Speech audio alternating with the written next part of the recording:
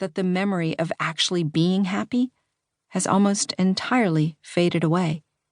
But today, as she dusts the mantelpiece, she stops as she wipes the cloth over the glass covering her wedding picture.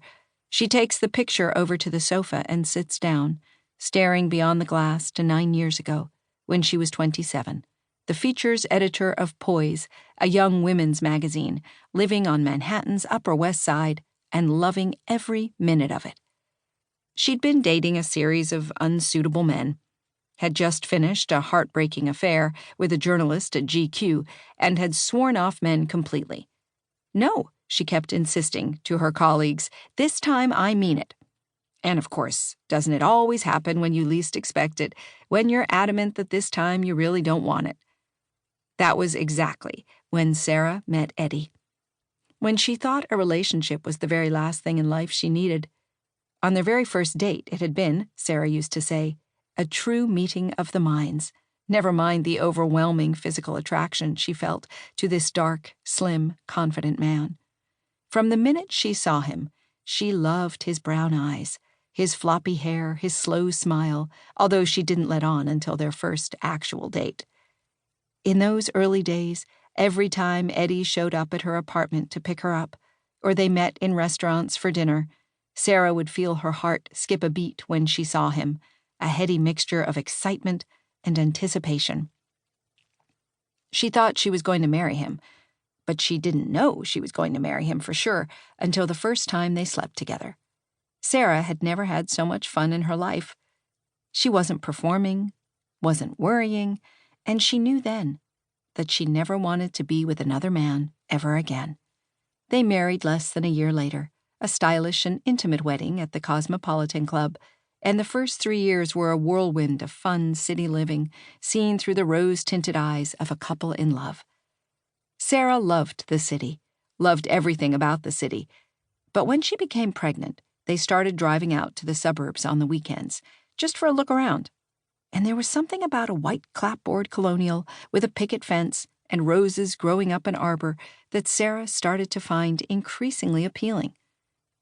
Before long, her fantasies were less about fitting into her favorite Ralph Lauren shift and more about creating a proper home for her new family.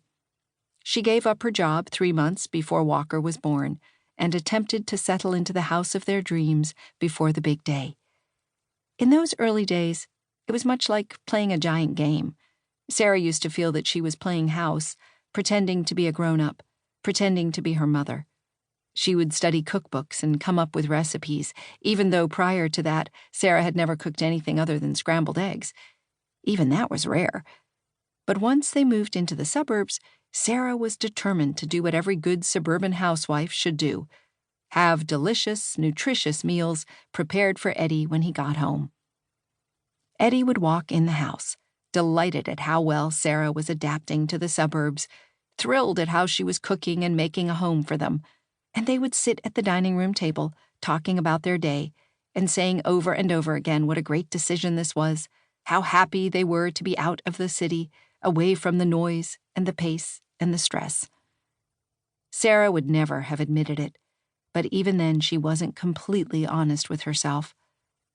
She did love her new house, loved the space, and the large kitchen and stairs, but she missed walking everywhere.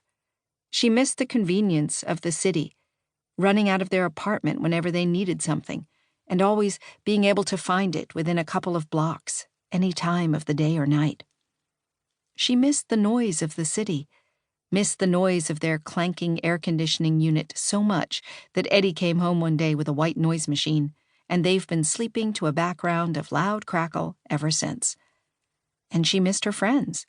Even though once Walker was born, she realized that they were living in different worlds, that although she enjoyed living vicariously through her old friends, mostly colleagues on the magazine, all of whom were still single, once they'd caught up on one another's lives, there wasn't that much in common anymore, and none of them were particularly interested in her life as a new mother. They rarely made it out to see her, and Lord knows she didn't have time to get on a train and go and see them, not with a baby in tow. So filled with animosity, she reluctantly joined a mommy and me group, and much to her surprise, started to meet with